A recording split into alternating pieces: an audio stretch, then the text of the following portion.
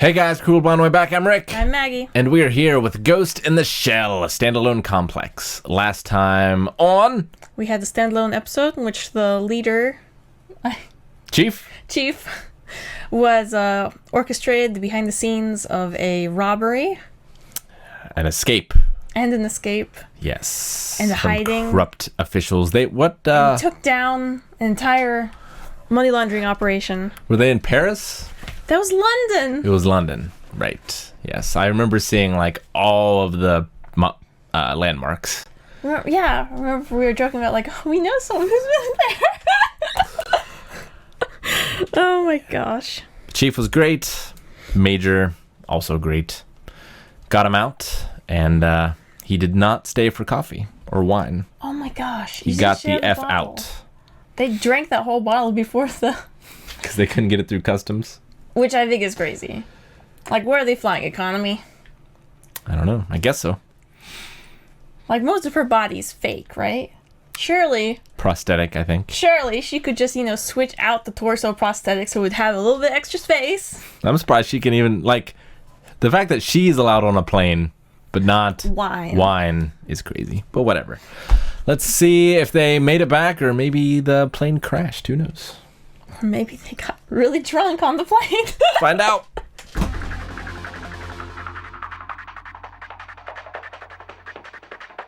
So what is it about a live cyberbrain that overwriting memories and such can create something entirely new but still be considered a person?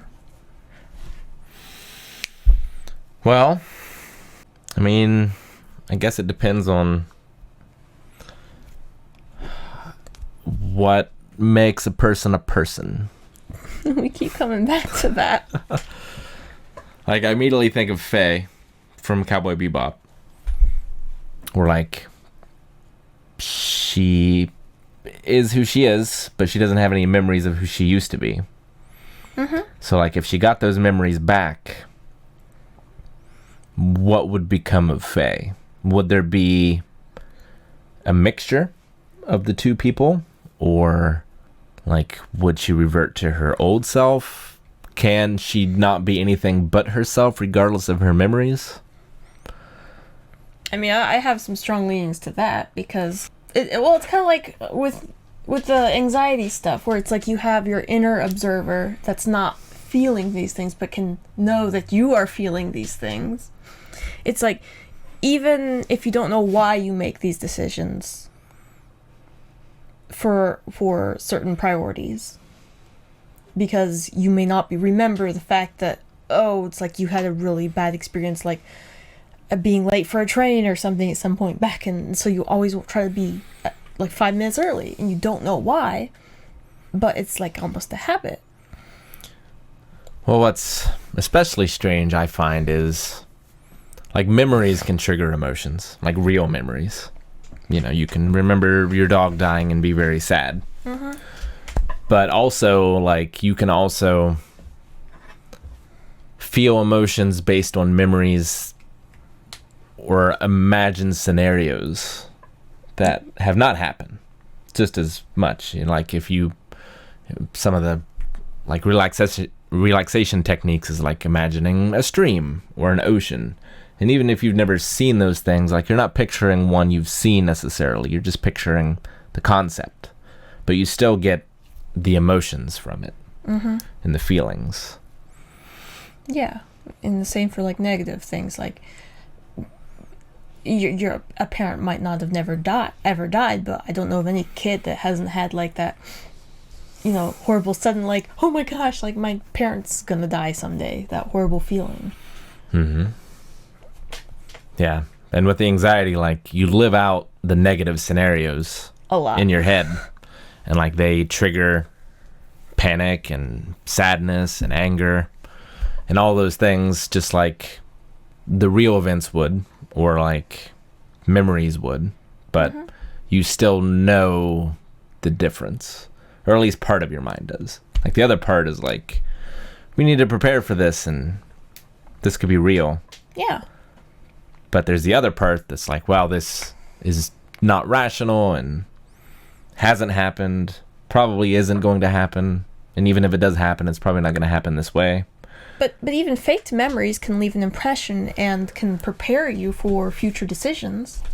Like reading books. Like, I think that reading fantasy or science fiction, all sorts of fiction books, it's incredibly important. It's a highly effective tool for living out stressful situations in a safe place.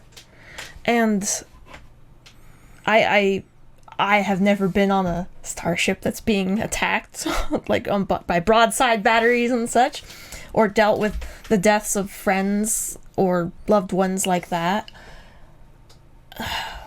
So, but that doesn't mean that, like, I haven't had those tiny little bites of it. Yeah. But the idea of, like, having... Would being overwritten with memories, would that basically be, like, downloading... If someone close to you, like, say your father, had written his entire, like, memoirs, but in a way that was so... that could communicate his emotions perfectly. Like his memoirs, and if you were suddenly downloaded all of his memoirs into your head immediately and could perfectly, like, understand his frame of mind at any given time, like, I would have to imagine it depends on the physiological nature of it. Where if the reason I know my memories are my memories and they're real is because my brain, like, connections, physical connections have been made, and I can recognize those on a subconscious level. But I know that's not true, because I've had false memories before. Sure, but it could still, like, a false memory could still maybe cause that connection. But like, is there something that's actually wired in the brain that allows me to know those things? And if that's the case, then does that same process happen when his father is downloading into his memory? Or would it always feel like you were talking about, like, a fantasy or a daydream or something that can still feel very real to him but is never part of his identity? Maybe. What about, like, actors who get too much into character? They're not them, but they let themselves get into it almost too far. Yeah. Like, I've heard of that sort of stuff happening. Yeah, that's just living the fantasy, right? Like, that's just taking what you were talking about before and taking it to a place where you're physically also acting it out. Like, you're not just daydreaming it or acting out in your mind. You're putting physical motions to it, which might help make those connections, that muscle memory, in addition to the memory. But how do those cyberbrain connections work? Like, when over the phone, he said, like, I had no intention of affecting him initially or doing anything initially. Well, so maybe... Well, he sent him the box with the memories. Mm-hmm. And his thing was, I want my son to take this and take it to the press or whatever and get the truth out of what happened at Okinawa. Apparently something that was kind of hidden. Yes. That happened that was pretty terrible. But instead, the son downloaded all of that into his own head. And there was a merger. Mm-hmm. And it could be that just because the father and son, their biological pathways or something were just a little bit too similar for it to be just a data download, and maybe it started doing connections because it's like, hey, there should be a connection here. And the son had a very emotional reaction to the information that he received as well. Yeah. But the unfortunate thing for the son is it seemed like now he lost out in every way because he did not kill the person he was trying to kill. And now it seems like he's lost the colonel's memories. And unless those memories are still also in that box, then the truth won't get out. Yeah.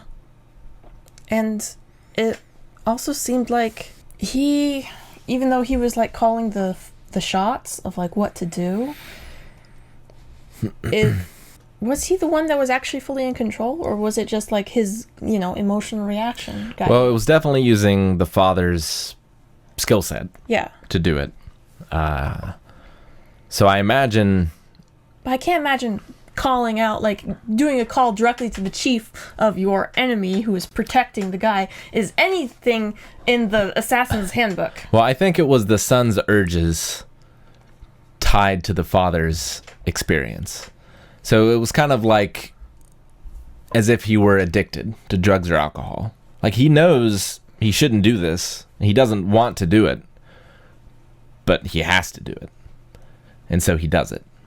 At first I was worried that it was like some sort of a thing that the father left to be like, hey, if this shit doesn't get taken care of by the time I die of this disease that takes away people so young or whatever, I want my kid to take care of it. That sounds horrible.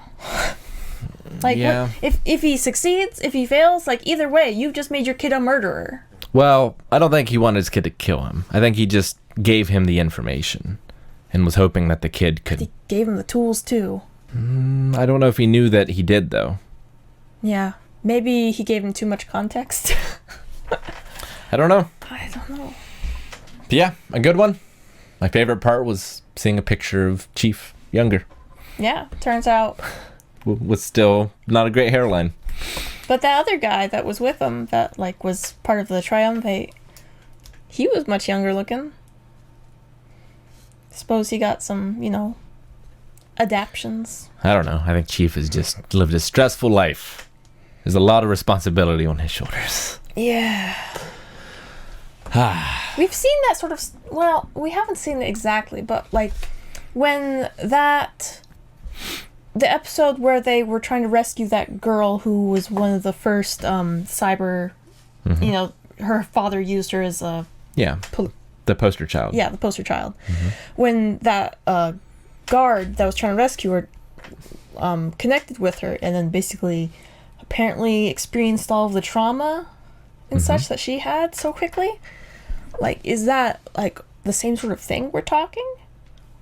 I think that might have been part of it.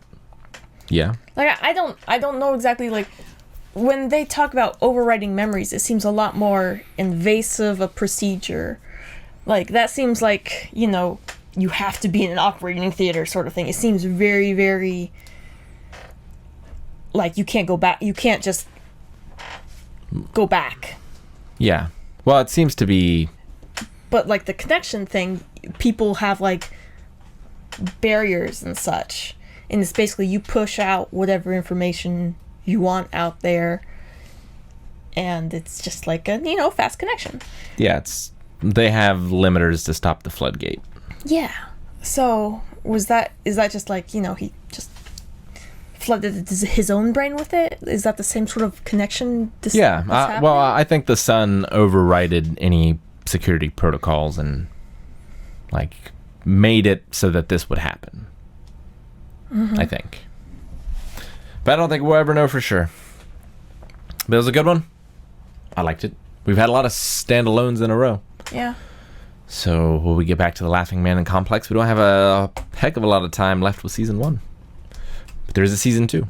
Do you think if they took away all the memories of the father and they left that feeling of success, basically, with the assassination, do you think the way that the son makes his decisions will kind of slowly revert back to the person he was before the copy? Well, that's what they said at the end. We're like, it's very unlikely, but I like to think that you will be you again.